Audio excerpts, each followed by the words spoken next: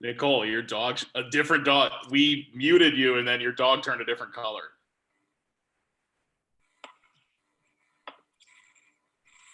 This is Captain Skippy John Jones. Of course it is. Nicole, your dog's a different dog. Whoa, muted. Whoa. I forgot I had the live stream open still. Oof. Oof. Hello, Skippy John Jones. And then there's another dog there that's still protecting. She's looking still ready for action at any moment. Mm-hmm. I'm sure it'll be right in the middle of when I'm talking. So.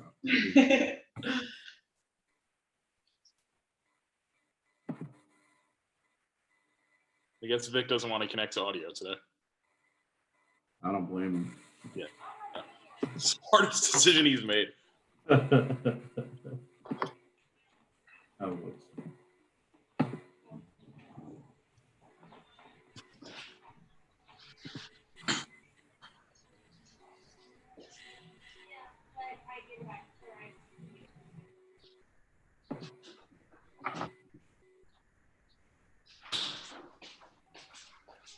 Good afternoon, everybody.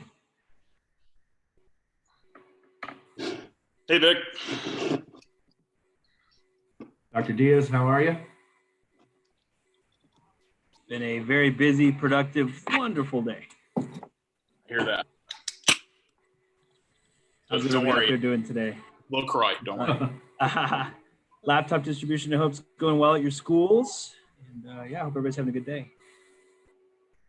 Yeah, we're doing ours tomorrow, so it should be interesting. Me and Nick are delivering tomorrow in Phoenix Elementary School District vans. So that should be Wow. nice. Yeah, I think I might be taking the route that is like all over the city. So I'll be listening to some podcasts tomorrow as I distribute laptops with a face mask on and gloves. I need a live stream of that. Not this, that. Hey, everybody. Hey, Shelman. Hey, Dirk. Hello, how you doing? Just living the dream, you know. Living the Wait, dream, wait. Brian, electronically. Wait, why, Jay, why did like with Dr. Brown, you're like, hey, Dr. Brown, and then it was like, hey, Dirk. I mean, I wasn't going to say anything, but I was feeling pretty special. Whoa. Wrong That's fellas there, podcast Dirk. right there. Capital does it hardcore.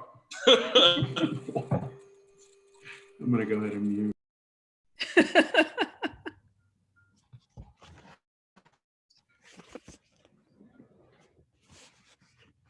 Is Anthony going to show up with like a ridiculous Kenilworth outfit? That's what I want to know.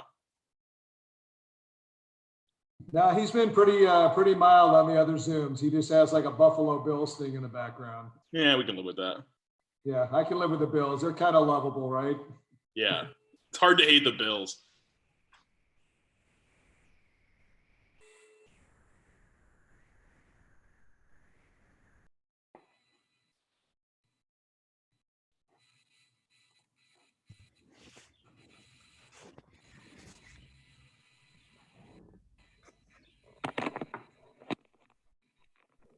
Well, there's Mr. Anthony still at school. Yep. Sorry.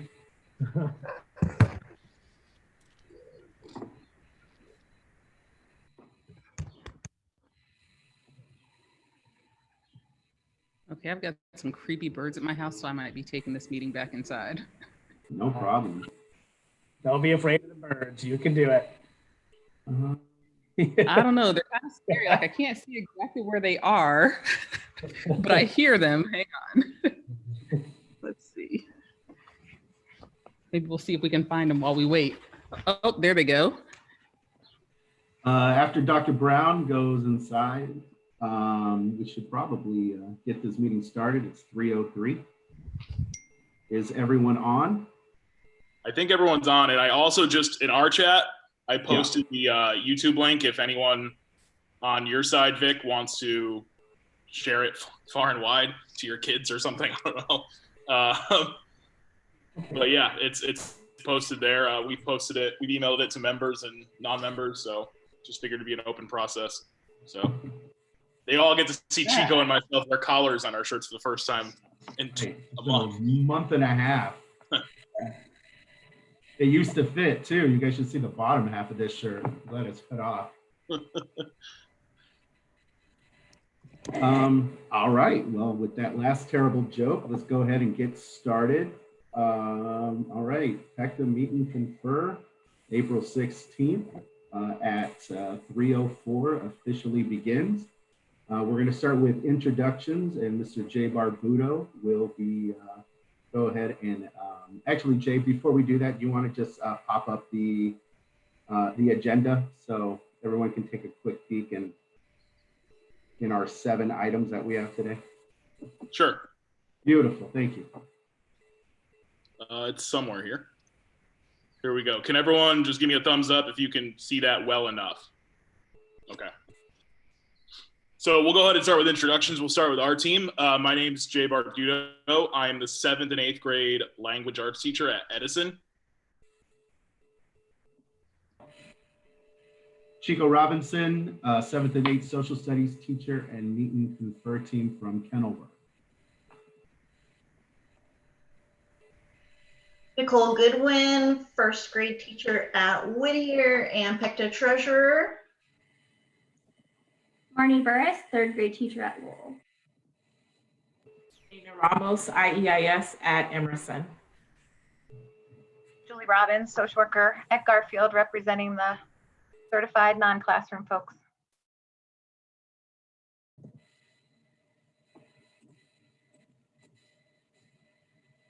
And so, Vic, if you want to lead the charge with the administration team.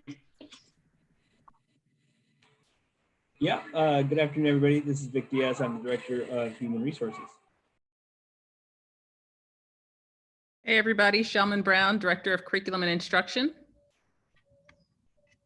Zephy Magana, Principal at Hurd Elementary. I'll jump in. Mr. Anthony, Principal at Kenilworth School. Yes.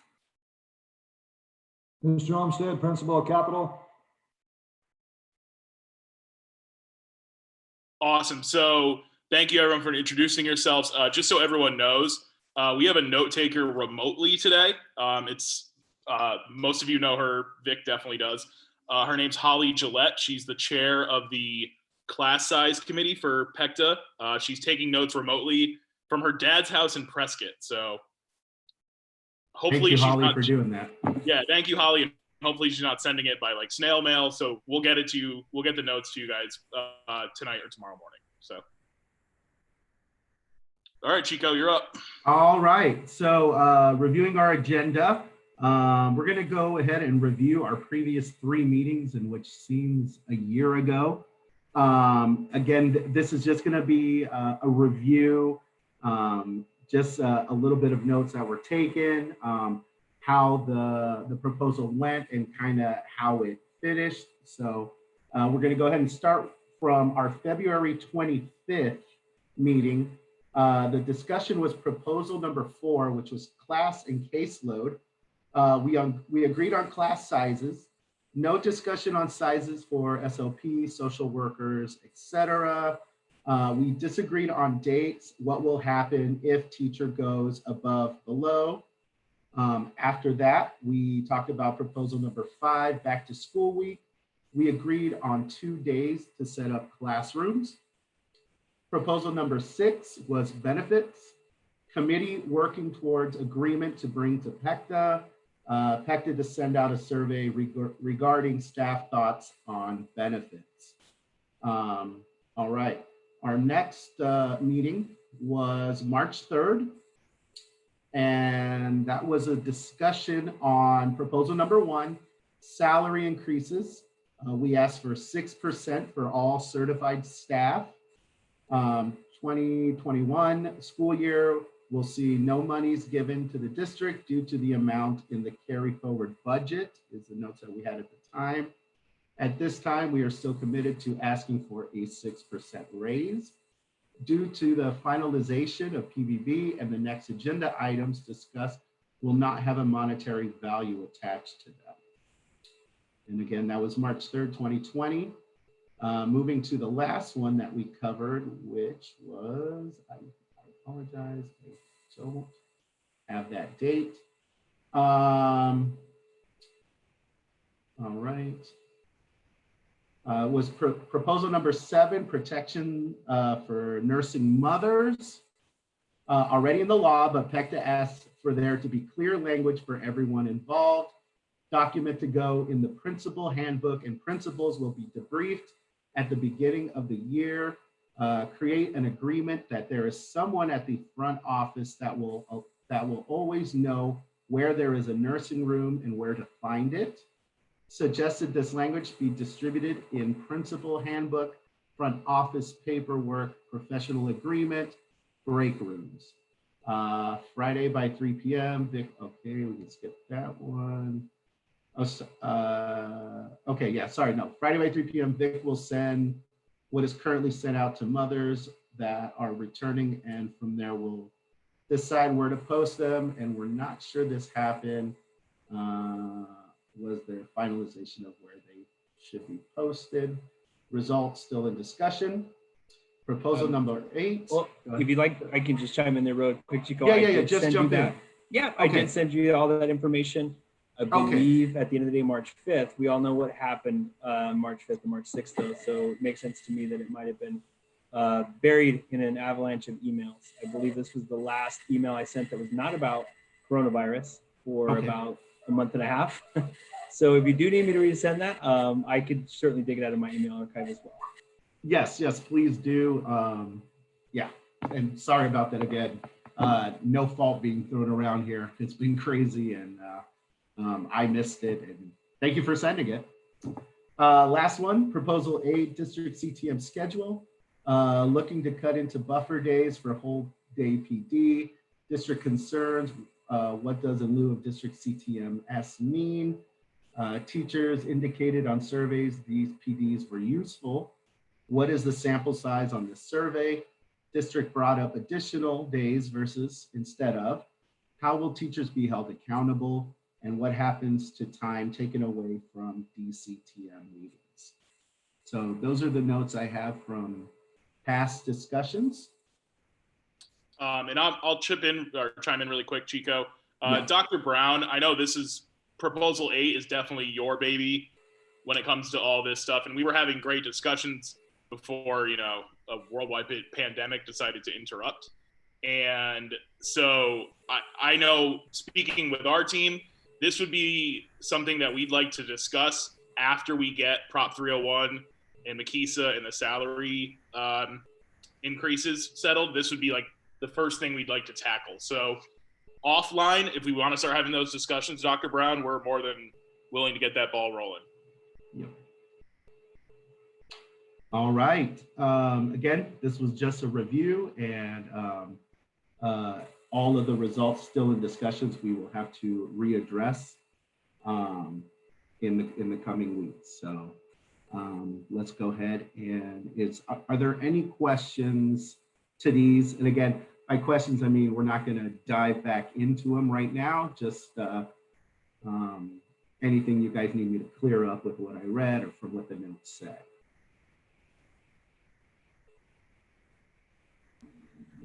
Just one thing, Chico, the 2 days for back to school week, I think we reached agreement on which 2 days those were. I don't remember what the days are on the top of my head, but I know that administration proposed 2 days. Were those actual days agreed to, or do we have to revisit that?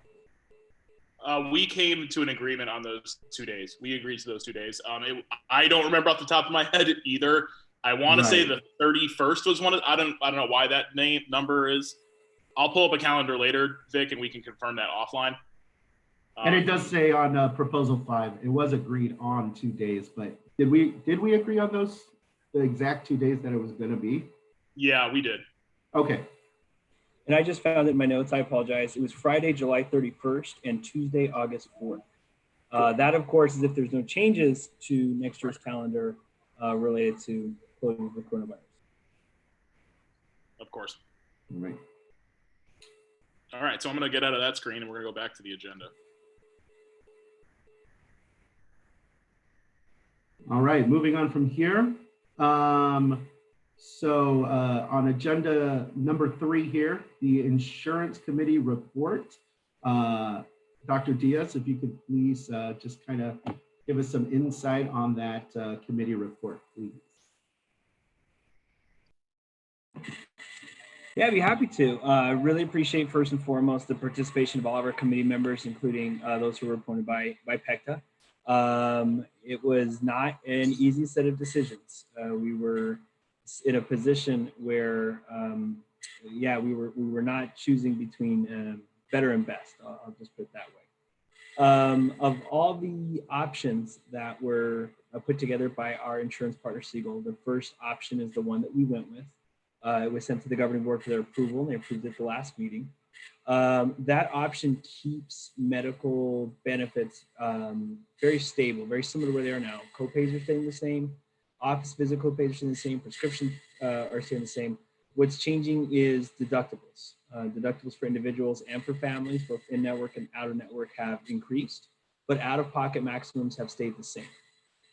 This allows the district to continue to pick up 100% of each employee's benefits, while still ensuring that the vast majority of our folks will not feel that increase.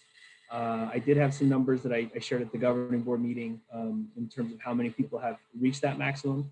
Important to note that no single family, nobody who signs up as a family has reached their deductible this year. And in terms of individuals who have reached it, it was less than 10% of the folks who are currently in the health plan. Dental benefits are mostly staying the same. No real changes there other than a sort of procedural one. Delta Dental is phasing out the plan that we're in, and they're rebranding it as a new plan, but everything should stay the same. The providers, the coverages, the service that everybody gets. I do want to point out the insurance committee received data of very low participation in our dental plan. And that was concerning to the insurance committee because it costs money for the district to pick that up. It's a wonderful benefit for us to have. But we did receive data that more than 1 out of 3 people who have this dental insurance do not use it. And folks who ought to be seeing the dentist quite often are not. They will go once and then not return. And so that's something that the benefit and wellness team in the HR department is taking very seriously as we go around doing open enrollment for this year. Vision also stayed the same. And then our life insurance and other ancillary benefits were also unchanged. At the end of the day, the increase results in about a little more than $150,000 more in terms of insurance costs that the district is picking up. Again, we will make sure that our medical PPO is for every employee is completely picked up by the district, as well as the dental PPO is picked up by the district. That means that we are still, to my knowledge, the only school district in Maricopa County that has free medical and dental PPO for all employees.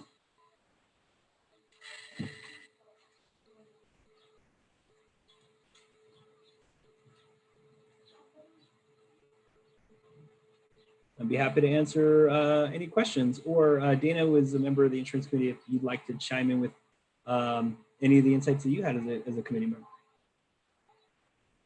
I would just add that PECTA did take a survey or put out a poll, a survey for members and non-members to complete about what possible options they might want.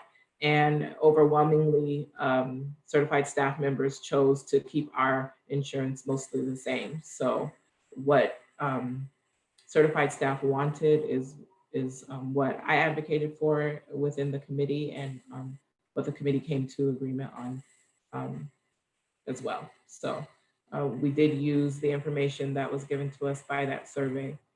And yeah, I know that one thing that PECTA thought of that we might want to do in the future was like a high deductible plan. And that was discussed in the meeting or in the committee meetings. But I think we all agreed that we weren't ready to roll something like that out as of right now. because it just requires a lot of knowledge about the healthcare insurance system and how it works in order for it to be utilized in a beneficial way to people. So that is still something that perhaps could be on the table for us in the future, but we didn't feel comfortable saying that that would be a benefit package for people next year without thinking about how we might educate people about how to utilize it to their best benefit. Yeah, I think it might be helpful for us. I have in front of me the proposals from PECTA, and there were 4 that were here, and I think it'd be helpful just to go through them and just sort of say where they landed in the insurance committee. And HDHP was certainly one of them. One of them was the first one from the proposal we received from PECTA was various medical benefit options, including tiered choice plans. We did explore that, and the challenge with a tiered choice plan, and the way that I described it was, right now we all get a Cadillac. We all get a pretty good health plan, and you get that Cadillac for all intents and purposes at no cost. It's not something that comes out of your paychecks. It's something to get. Now, if you want to bring your family on the Cadillac, it's certainly expensive. As somebody who purchased the full family, I definitely know that buying takes out of my paycheck every 2 weeks.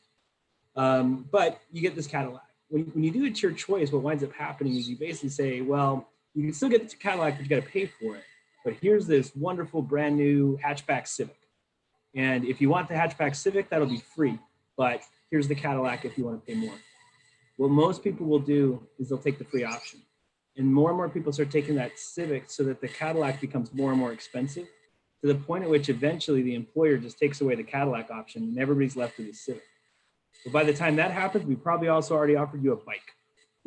And then what starts to happen is that everybody's left with a bike.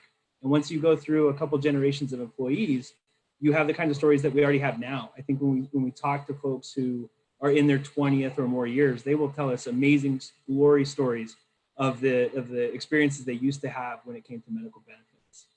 And so the world of insurance is certainly moving in that direction, and we want to move in it too, but we want to do that thoughtfully so that we're not all left with skateboards in the next 10 years. And I don't want to sound like too panicky about that, but when you look at some other districts, especially if you look into charter schools and the health benefits, quote unquote, that they offer, that's exactly what's happened to those employee groups. So a tiered plan, I think, is in our future, but we do want to do that incredibly thoughtfully to make sure that as a group, we're moving in the right direction. Because when we get fractured and splintered, that's when insurers can really take advantage of us. That falls in line with this request about an HSA and an FSA plan. To do an HSA or FSA, we would need to do a high deductible. Here's the interesting thing about the option that we now have for health insurance. We asked Siegel to give us a high deductible health plan that has the same deductibles that are now in our PPO plan. So what Blue Cross considers a high deductible is what is in our PPO plan. Now, the difference is in a high deductible health plan, you have to meet the deductible before you get any money for a copay, any money for a prescription, any money for an office visit. We're not in that boat. You're going to get that money before you hit the deductible. But we have sort of reached a tipping point in our PPO where exploring HDHP options is probably somewhere that we need to work. But to do that, we need about a 3 to 5 year plan. And so I told the insurance committee that I want to spend time this summer doing that, meeting with our insurance broker, Siegel, in order to create a 3 to 5 year plan that would say, this is what it would look like for us to thoughtfully get into tiered and choice plans and to thoughtfully get into HSAs and to get into HDHPs. We also do already have an FSA. The vast majority of folks do not take advantage of it. So again, that's going to be in our open enrollment packages and marketing and information materials that are going to start rolling out around May 1st. Really trying to put, if we can help people understand how their benefits work through an FSA, it's going to prepare them much better for understanding how HSA works. Because in the HSA, HHP world, instead of giving you a Cadillac or a Honda, here's just the cash. And you decide the best way to spend that cash. But be careful, because when you get cash, we all know what happens with your taxes. And so that's the world I think that we're heading towards. Like I said, we just want to make sure we're doing that thoughtfully. The insurance committee, we did discuss the third bullet in the benefit plan 2, which is that our current short-term disability plans, it includes coverage for pregnancy and for maternal leave, but a very limited set of coverages. To be perfectly honest, that was not something I was fully aware of until that was brought to our attention. And if you look closer at the plan, you do see there are restrictions that are on that plan. And so our broker is aware that we are interested in looking at a different plan when it comes to our short-term disability, so that we can make sure that we're expanding those opportunities. As Director of Human Resources, something I remember saying in my interview, and I still say now, nobody should have to choose between being a teacher and being a mother, being a teacher, being a father. And no district should be making that decision harder by not taking extra steps to support folks. And so we're definitely going to take a very, very close look at that, make sure that we get a better deal the next time that comes up for bid. And then in terms of alliances with school districts, it's something the district used to do. When I was a governing board member in Osborne, we were a member of a trust. What winds up happening though is that the bigger you make the group, the bigger your buying power gets, but the more that you're running the risk of somebody messing up your insurance for everybody else. So what was happening in Osborne at that time is there was another district that had a pretty high amount of high health claims, did not have wellness programs, so was not getting discounts and was not taking advantage of ways to bring down insurance costs for the group. And that one member was essentially making this entire group have to pay more because we were now paying for the other district. And so we pulled out of the trust to become self-insured and to go through that process. The plan that we're in right now is a 5-year deal with Blue Cross Blue Shield. I believe we're now at the end of year 3. As we go into that year 5, we will find ourselves in a position of strength when it comes to negotiating and bargaining the new deal. And as we go to do that, if it would make sense for us to partner, it's certainly going to be something that we explore. It will be part of what we think about in that 3 to 5 year plan that I want to make with our insurance broker to make sure that if that's going to make sense for our district, that we move in that direction. All right, thank you very much, Dr. Diaz, for that explanation. And thank you, Mrs. Ramos, for being on that committee and sending out the survey so we could gather that data. We're going to go ahead and move to Miss Nicole Brown for our next transition here. Okay, so I think Dana wanted to talk about our scheduling adjustments for our meet and confer schedule. Well, I just wanted us to have an opportunity to revisit our working agreements in light of things being different now. So I think that it's perfectly okay, I think, for our deadlines to be the same in terms of if things are requested at a meet and confer meeting, that we adhere to that Friday. Is it Friday at 3? Yeah, I think so. Friday at 3 deadline. I think we could also adhere to the deadline about getting the agenda to the district team. And I think that deadline is that Monday or Tuesday. I don't know. I'm sorry, guys. I don't have the, the notes from our working agreements right in front of me, but we can adhere to that. And I guess I was just wanting to open it up to anybody and everyone to say, is there anything that you think wouldn't work because we're now working remotely, or any other working agreements that we would need to establish considering that we're using a platform to meet instead of meeting face to face? So I wanted to ask first for the district folks, is there anything with your schedule now that makes some days a lot harder than other days? I guess I'm kind of looking at the principals here. Are there some days where it's just not a good day for things expected to be returned, or I don't know, you tell us.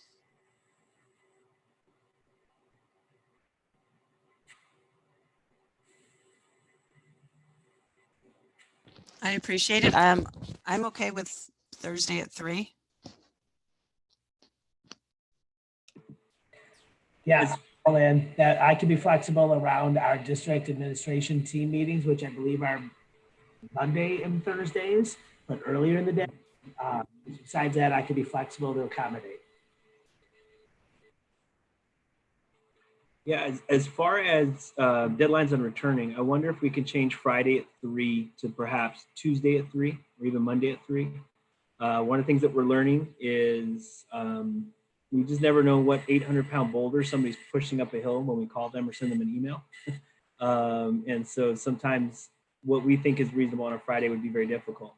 And so only giving ourselves like less than a 24-hour turnaround on a piece of information, I think is not necessary. So I think we made it Friday at 3 so you could be ready for Tuesday.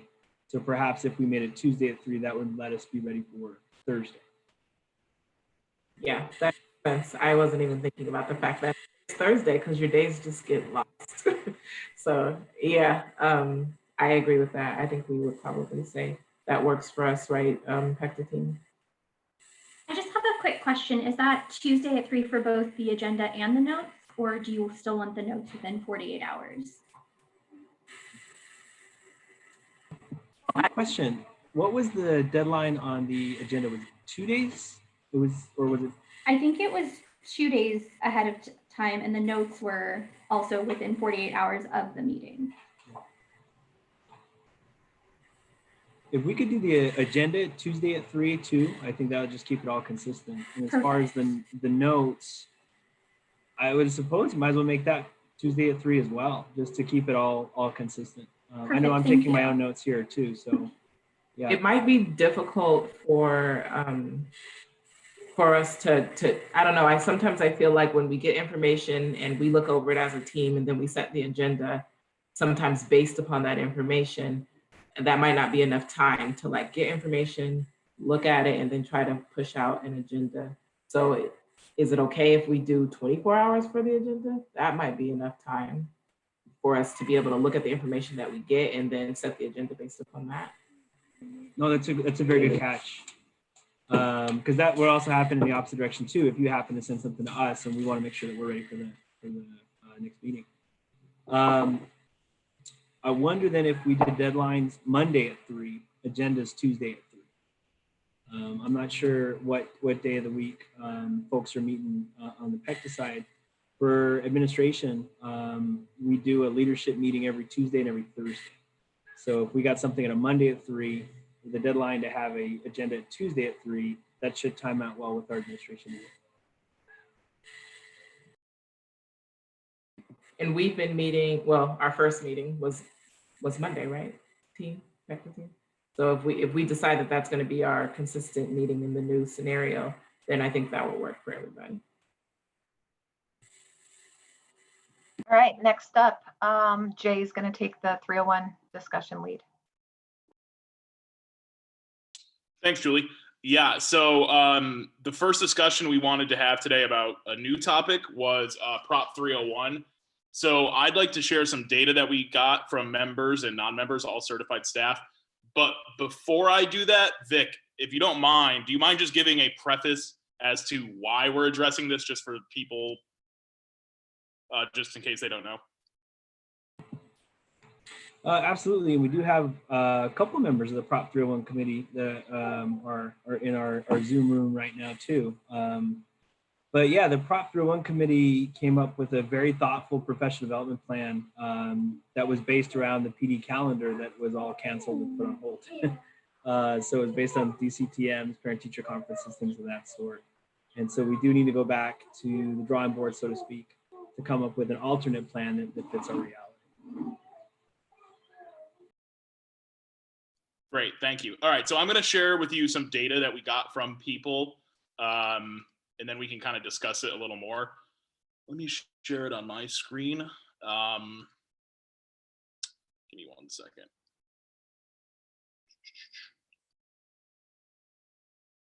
Oh, wow, new member of the team, huh, Vic? All right, can you guys? Sweet jersey. Yeah. If I go full screen, is it full screen for you guys, or can you see it at least? Jay, it's not full screen. Yeah, I don't think it'll let me go full screen. All right, we can see it. Yeah, so first thing we want to go over is, so we got 133 responses in 24 hours, which I'm going to pat myself on the back for that one, or I'll pat all of our rank and file members for getting it out. So, you know, as you can see, a lot of sites were pulled. There was at least representation from every site, that's for sure. Some more than others. If you look right here, some sites had more turnout than others, but we wanted to get into the actual, the crunch of the data itself. So looking at the 301 money first, so we asked them, which of the following descriptors would you want to be included in any plan for Prop 301 payout? So out of the 130, well, it says 132 here, but 133 people that responded, 116 said safe schools training. So that kind of stood out to us. And then the second one is the 68 right here. That one is actually for like a PD menu. So you kind of have a choice of, I can do all these things. I have to do a couple of them and I can pick from there. Other ones that got attention were a parent communication log, because we had talked about that already in the Prop 301 committee. Student communication log did not get much support. Yeah, so that's kind of just some overall data right there. So Vic, is there anything that you wanted to bring to the table or talk about with Prop 301 before we maybe discuss or bargain some things?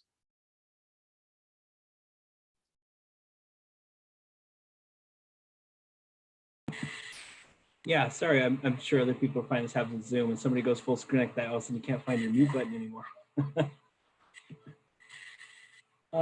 Yeah, in terms of the Prop 301 plan, this is really helpful data. I'm wondering if you could share that spreadsheet with, I'm sorry, that PowerPoint presentation with us. Because yeah, very, very helpful for us to see this. You know, loud and clear, I see the safe schools training being preferred. What would make that very complicated in our Prop 301 plan is that we do know that we have staff members without internet access at home. And so if we were to assign additional trainings, or if they hadn't yet completed the mandatory ones and they would have a window to get that done, without internet access, they wouldn't be able to complete that. That would obviously also complicate the Google education trainings, or you know, obviously any other training that would use an online interface. So one of the options we do have is to come up with another set of what we would define as professional development. We can take advantage of quite a bit of flexibility, but whatever we come up with, it's under the direction or the suggestion, more than that, the council of our legal counsel, that it would go back to teachers for a vote and would have to go back to the board for a vote as well. The next board meeting isn't until mid-May, and so we're definitely going to want to have something ready for that meeting. Otherwise, we'll lose the opportunity to get this solidified before the last paychecks will be coming in. Even at May 14th, it will be tight, but I will work with the payroll team to see if we're going to be able to get that taken care of. So we could redraft what we mean by professional development. We could also take advantage of a flexibility that may even allow us to decouple that money, the performance pay money, from the professional development calendar. And what I mean by that is that everybody already gets, or everybody certified who is a classroom, most folks who are in a classroom position, they get the classroom site fund in each of their paychecks, $1,500. That's Prop 301 money that you get just as a condition of your employment and carrying out your contract. I have a meeting tomorrow with our legal counsel. One of the things I'm going to talk to her about is whether those same provisions that allow a district to simply tie the classroom site fund to your employment, could we do the same thing with these PD dollars? If the answer was yes, what that would essentially mean is that you may not have to do anything other than fulfill your contract to receive the professional development money. I say that knowing though that the teachers have done tremendous things. And so it's not that folks are sitting at home doing nothing. But at the same time, what we've seen in this brave new world is how difficult it is to keep track of everything, as well as to assume that everybody has the same broadband capabilities or even the same access to resources. And so we want to make sure we make something that everybody's going to be able to comply with, that isn't going to distract you from where, as a teacher, I think your focus most needs to be, which is with your students and with their families. And so I'm going to meet with the attorney tomorrow. I'm going to ask her if that flexibility is possible with this PD portion of the plan. If it is, I will bring that back to the meet and confer table next week. because I would imagine we would find agreeability if it was that you'll receive this money simply for finishing your contract. Dr. Diaz, question here. From a group chat, one of our amazing educators asked the question that a little concerned, is there a chance we will not get this 301 money before school ends? There is a chance, because it's going to come back to governing board meeting and payroll timelines. I haven't had a chance yet to talk to our payroll team about it. As you probably know, they've been pretty busy making sure that you're getting your normal checks. I want to talk first to the attorney so I know what we can do. Then I will talk with the payroll team to see what the timing of that could look like, especially if we see the timing of that is going to be very tight. The less restrictions that we place on that, the better, because then we can make sure that we can run with that as quickly as we can after it's agreed upon and approved by the governing board. There also is the possibility of having the governing board convene under a special session to approve of things if we find out that it doesn't time out right with payroll. And so we have a couple of options. So I would never say there's no chance. I think if anything, what we've learned in this time is never say never. But at the same time, I'll use every ounce of energy I have to make sure folks get those funds before the balance of contract checks are cut in June. Is there a way to tell how many people have already completed their Safe Schools training? Mm-hmm. Yep, and it's the vast majority of folks, but there are a couple here and there that haven't finished that training yet. I have a question. So if the answer is no, legally, there has to be a requirement filled for professional development, does the district have a thought or a plan about what that might look like? No, only because I want to know what you think it would look like. Your feet are on that ground in a way much more than I think any of us on the administration side are, in terms of really understanding what your experience is right now in the coronavirus world as an educator, as a parent or as a caregiver as well.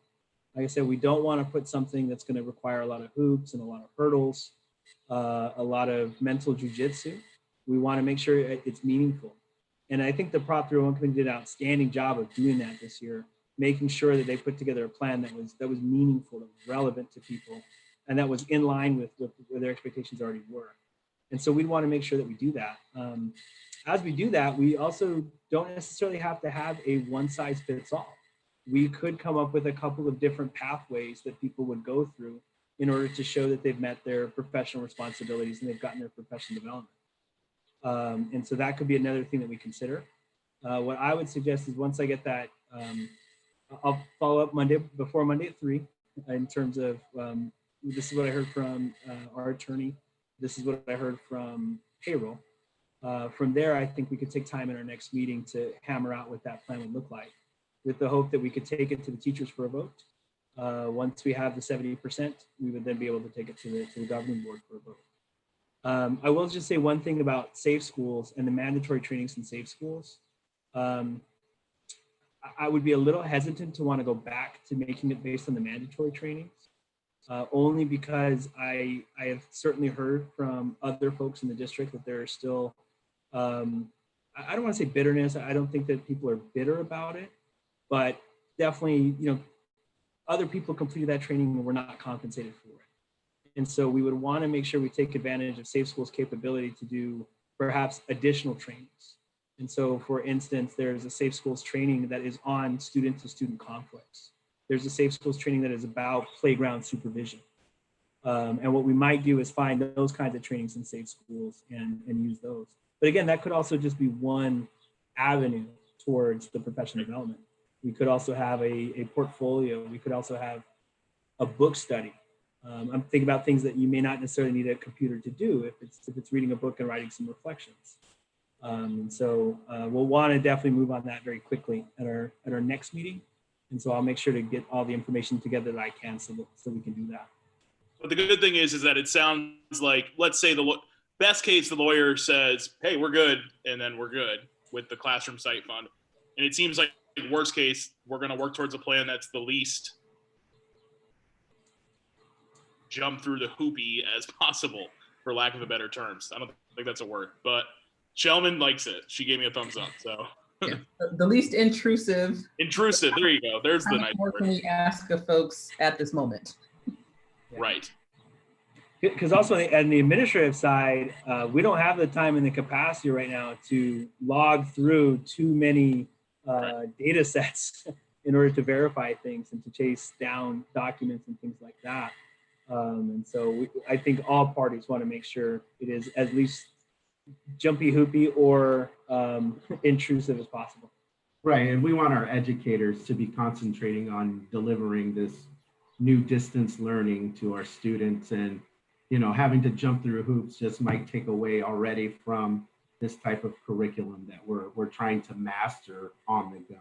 So thank you to that. Thank you for that. I feel like we're asking a lot of teachers right now just with Google Classroom and getting things going. So I definitely don't want it to be anything that ends up aside an additional thing on top of what we're already asking in that rushed amount of time, and then we have an uprising.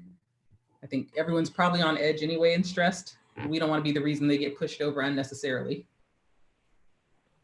And then I just wanted to highlight that while we had to revisit this because of the disruption of school this year, that our current proposal moving forward is to hopefully look at including all certified staff, including non-classroom educators in the proposal moving forward. So just wanted to reflect back on our current proposal. And I know at some point we'll have to come back to look at that for what we want to read for next year.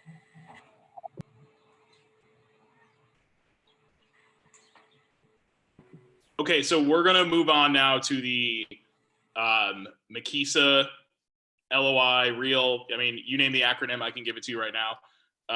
All the acronyms and that payout process. I'm going to share my screen again. Right here.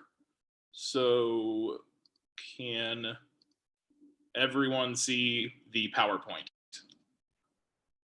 Okay, good. All right. Thanks for that thumbs up, Mr. Anthony. So the next data we have right here out of those 133 responses. So the three options that we came up with, we kind of just workshopped a couple things. Option one, all the options included if you had your two evaluations, you're good. But the other that was with it was, so choose your two observation scores, or choose your one score from this year and your best score from last year. That was the blue option.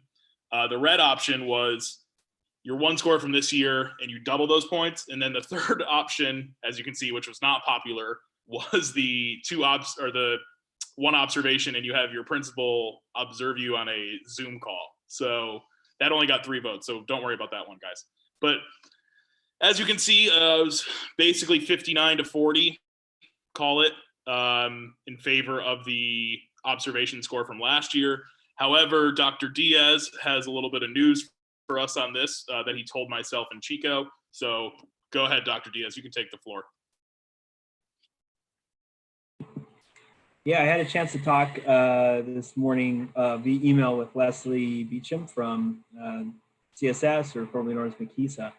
Unfortunately, none of these options would comply with the grant.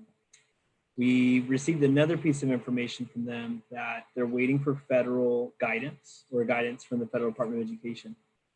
What's going to make that, I think, a little complicated is, Arizona schools get out earlier than most schools in the nation. And so what I want to make sure is that we're getting that guidance as soon as we can. It's April 16th. And so we need to get an answer to this very quickly. ASBA, ASA have come up with different options that meet the sort of legal guidelines. One is to simply use one evaluation, if you had one evaluation or one observation, and to find other ways to stand in for the performance data, the student performance data. The good news is we kind of already do that. There are some educators who do the 2 observations, but they don't have a post-test tied to their real score. They use other metrics. We may be able to extend that to all other educators. If you had both of your both your observations finished, that's good. You got 2 cracks at the piñata, and chances are you did very well. If you only had the one of the things that I've thought about, we use our 2-year score right now to make sure if you were effective last year and you just had a down year this year, and now all of a sudden you're developing. Well, your aggregate score may keep you at effective, so that you can continue to have the effective label and continue to enjoy the compensation you get for being effective. We would certainly do that again next year, but perhaps we would look at putting more weight on last year's score in terms of coming up with your 2-year score. The challenge with that is it's a double-edged sword. If you were developing last year and now you had an amazing first observation, your developing is going to be heavier than the amazing first observation. So the good news is with RDSS and Makisa, they already have all that data collected. So we can run models in order to see what would be the impact of doing some of these things. For folks that have no evaluation, there is a very small handful of people that are in that boat. Usually it has to do with some kind of a leave that was placed, and we would have to find individual ways to work with each of those educators. Also, when it comes to our first-year teachers or our first-year employees, this will be very challenging because you don't have a last year score to lean on. The good news is the word that I hear most often with things like teacher evaluation or Prop 301 is flexible. We've got that from the state, we've got that from the DOE, you're getting that from the administration, we're getting that from teachers and from administrators. We're also getting it from Makisa, and they're getting that from the federal DOE as well. So we'll take advantage of as many flexibilities as we can to determine what we can do. I have a question. IISs are also represented by PECTA, and of course we are not evaluated on the LOI, we are evaluated on the LDOI. We didn't include questions about the LDOI in our survey, but I did reach out to my fellow IISs because there's so few of us. And so we were wondering collectively what that would look like for us, because the LDOI is not like packaged start, finish observations.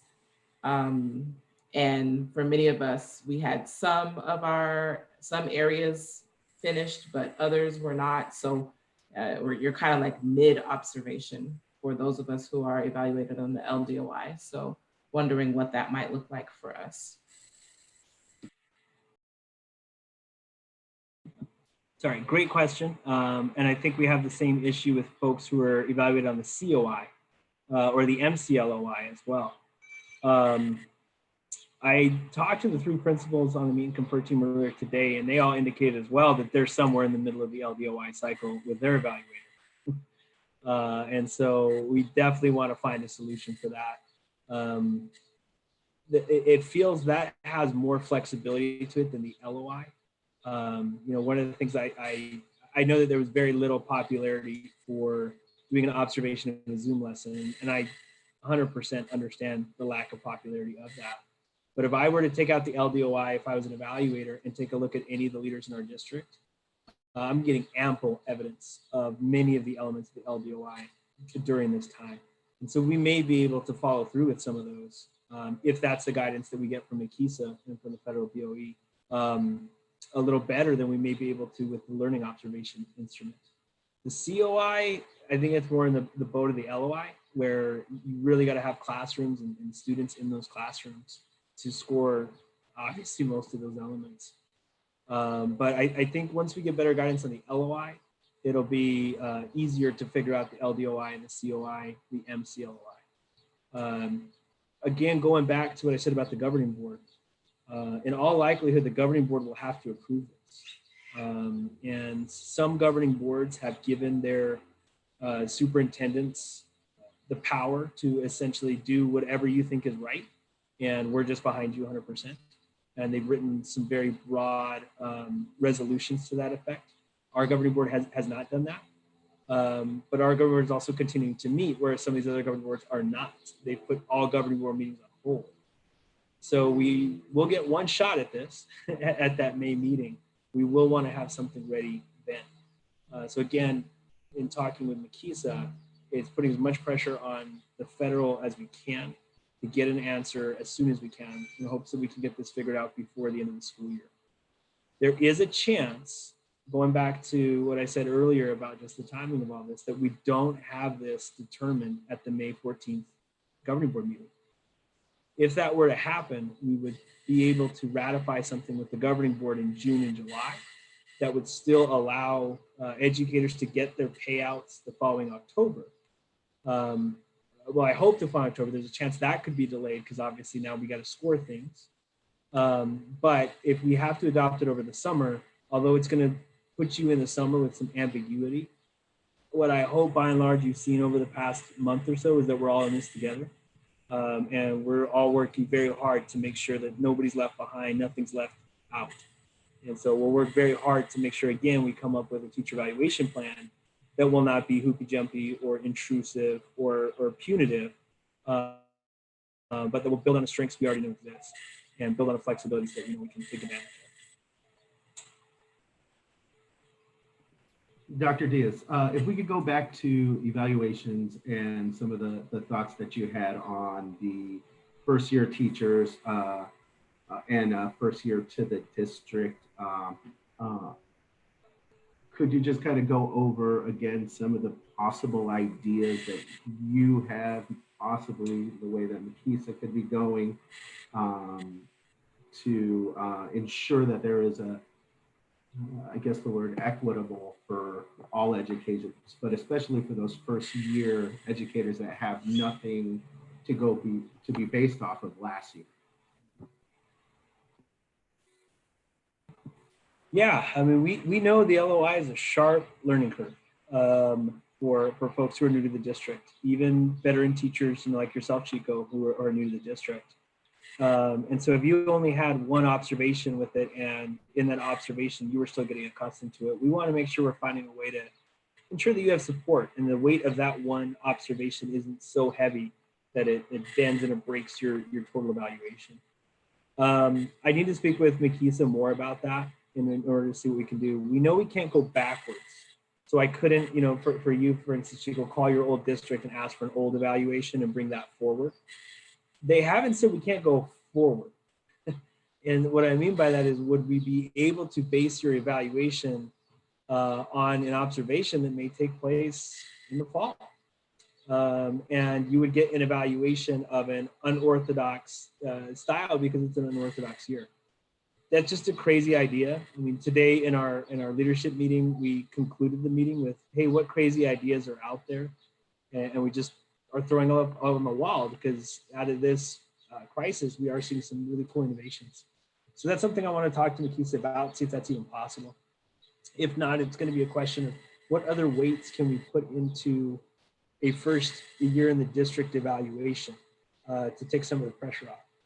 The good news is that for folks like you, Chico, and principals, you can tell me if this is true or not, you require three observations.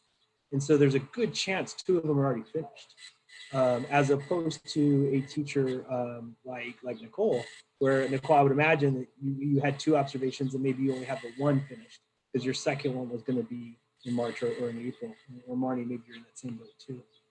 So principals, could you chime in there just for a bit and tell us, yeah, when it comes to that requirement of having 3 observations for a person in Chico's shoes, we got all the way to spring break. Is it reasonable to think that many of them might have 2 evaluations finished?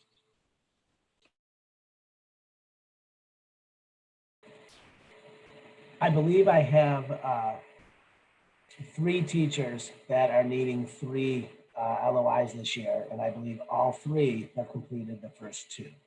And that's at Kenilworth School. I know we at Capitol, we tried to get as many evaluations done prior to spring break. So we're working hard on cycle 1 and cycle 2. So most of Capitol is done, I would say.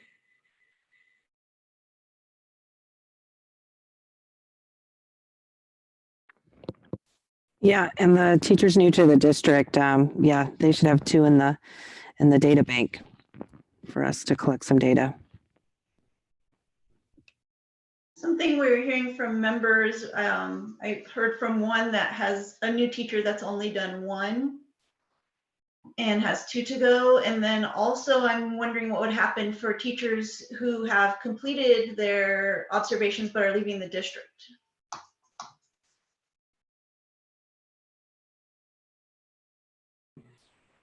So if you complete your observations but you're leaving the district, there are obviously certain pieces of that compensation that would not be afforded to you under the grant's emphasis on retention. And so that wouldn't have been any different whether we were closing for coronavirus or not. For a first year teacher, if you only have one finished, it's unfortunate, but we'll work with you. We're going to find other things that we can make sure that we do.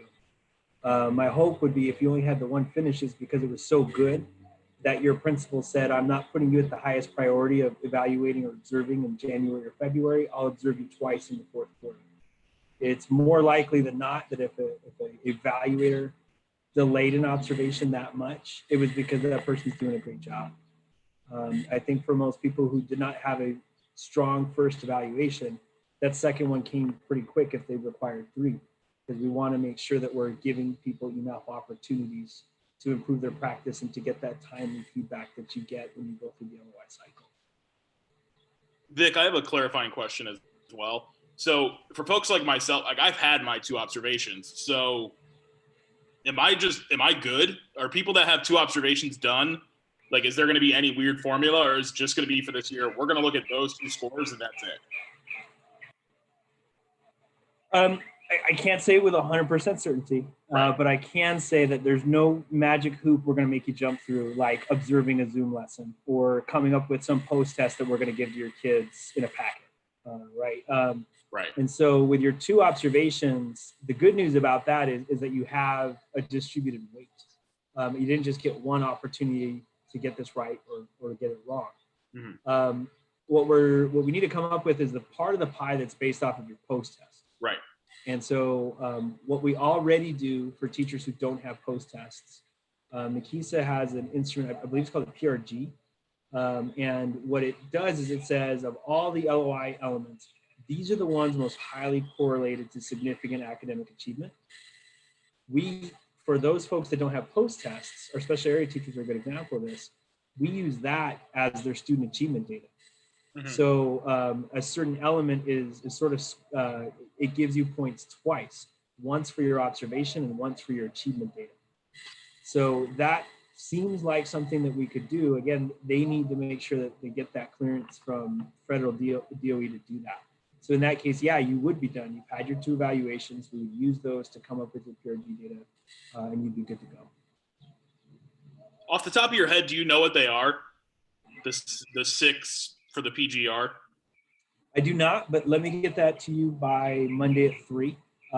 If Leslie's listening in right now, I'm sure she's trying to shoot me a text, but I'm trying not to have my phone anywhere near right now so I can pay attention of what they are. Well, she's probably going to be mad at me too because she told us and I definitely don't remember what it is. So she could be mad at both of us, Vic.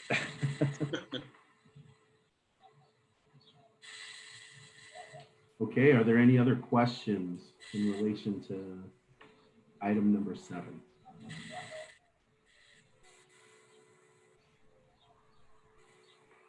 Are there any questions in relation to agendas number 1, 2, 3, 4, 5, and 6?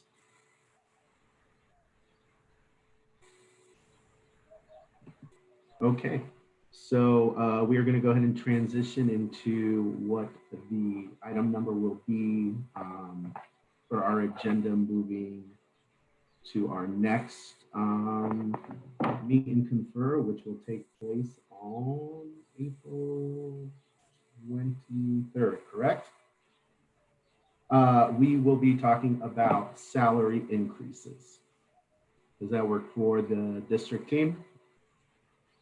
Yes, that is the very, very, very real hope. I told this to Chico and Jay. I guess that was the 4th, not the day that the school started closing, the day before. I was working on what I was going to send you Friday by 3 for the meeting we were going to have when I was stopped because we got more information we probably need to drop everything and start working on this because it's very likely we're going to have to close our schools. So the good news is it's there and it was ready to go. The bad news is that everything has changed since that. One of the things that recently came out in the news, the governor's announced that $1 billion rainy day fund will be depleted in all likelihood because of the amount of unemployment claims and other slowdowns in the economy that are happening during the shutdown that's happening across the state. Once that rainy day fund is drawn out, are they going to have to make budget cuts? Now, he has said that he wouldn't cut K-12 budgets, but everybody here who was here during the Great Recession, you know where all those budget cuts from the state came from. They all came from K-12 and higher education. And I got a wonderful video of my now 8-year-old being 2 saying, no ifs, ands, or buts, no more stinking budget cuts at the Capitol lawn as a memory of those dark days. And so that has definitely sent a chill down our spine on the administration side that announcement came out. At the same time, the performance-based budgeting was approved by the governing board at their last meeting. And so in the performance-based budgeting, we were able to get clarity on exactly what the cut to M&O looks like, where it's coming from, where that money is. And then at the government meeting, for people that were there, you also heard that sort of paradoxically, we're saving money right now as a district. There's supplies that we're not purchasing. We're not putting gas in transportation vehicles. And so with that money, we have a little bit more flexibility in our budget, we think. The problem with that money is I've described it as sand because it can blow away very quickly and it's not going to come back. Because it's not like we're going to get that money back next year, especially if we see another enrollment decrease. So we have to be really mindful and wise about how we use that money. But even though it's sand, I've also said if you put the right things with sand, you could turn it into adobe and it'll last for 1,000 years. And so I think that there's some ways we could be really creative with that. So all that's to say we're close to being at a point where we would be able at our next meeting to be able to say, this is what it looks like. This is the pie. Let's start figuring out ways that we're going to cut that pie out. I would want to have that to you Monday at 3, either the actual documents or at least, yes, 100% we have the documents. I want to talk through them before I share them with you first though. And then we'll make that, I would imagine, all of the agenda next week. With the exception of following up on these questions about 301 and hopefully an update on teacher evaluations. Hey, Vic, I was wondering, with us giving away, borrowing, loaning out, whatever you want to call it, has the district thought about where we're going to get the money to buy them when some of them get lost? Because I think all the principals are predicting that we're not going to get 100% of them back. Has the district started thinking about that? Yeah, yes, absolutely. And in looking at the different, it varies from device to device too. Some of that comes from other funding streams than M&O. We have rate funding, we have other capital funds. In that school funding world, there's all these different buckets. Something like a laptop might be able to purchase out of something other than maintenance and operations, M&O, whereas the salaries we would want 100% out of the M&O. So what we share, I still think would not put us in a compromising position when it comes to having to replace some of those pieces of technology next year. On that note, we are also, even though I said we're saving this money, our child nutrition team would say, no, we're not, because we're not getting reimbursed for the meals that we're serving. When we're serving meals to students that are not in our district, that's a big signal right now that we're not billing the federal USDA for those meals. And so every meal that we serve, we're incredibly proud and so happy to serve, and we're going to continue to do that.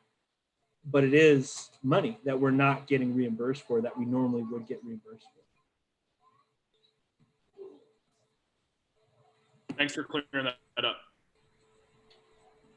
Okay, so if there are no more questions about today, I would just like to say thank you so much to Dr. Diaz for getting us all the information we needed in a timely manner. Thank you to the Meet and Confer team for putting in countless hours pretty quickly to get this Meet and Confer meeting going today.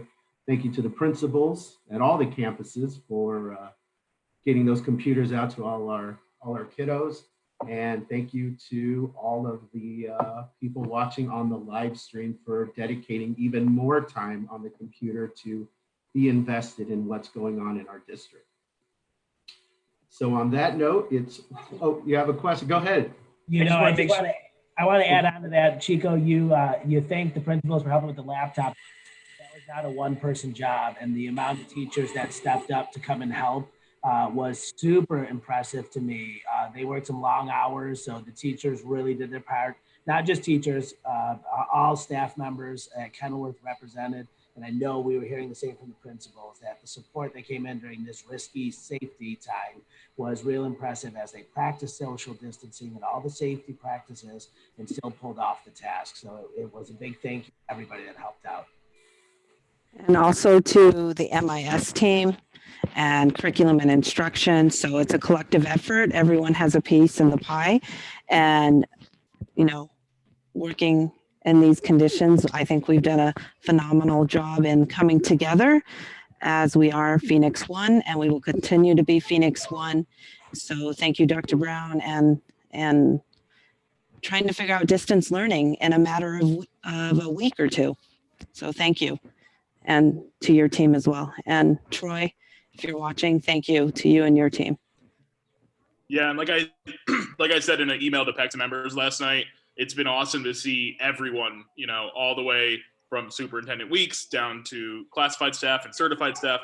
Everyone's making sure that students, you know, their bellies are full, their hearts are full, and their minds are full. So we're doing our best, you know. So just before we break, can I just make sure that we're all clear on what's due Monday at 3? So I make sure I get you everything you need and vice versa. Monday by 3, I'm going to send you an update on what I hear from our legal counsel regarding Prop 301 and teacher evaluation. I'm going to send you an update from payroll regarding timing to make sure that Prop 301 payments will be in place before balance of contracts be sent out. I'm also going to follow up on whatever update I have from Makisa in terms of guidance they're getting from the federal government in terms of steps that we could take. I might even be able to follow up by saying, we looked at the evaluation data in RDSS, and here's where everybody's at, so that we can even take that next step. And then at Monday at 3, I will either send you budget documents or tell you budget documents are coming Thursday at 3. And then I think the only thing that we've requested is if you could share with us that that data that you collected around the Prop 301 plans, that would be very, very helpful. Am I missing anything that we need to make sure goes back and forth before Monday at 3? I believe that's it. And I'll get you that info or that data. I'll just get it to you tonight. We all have it ready to go. So. All right. So it's 4:11 and the meeting Confer is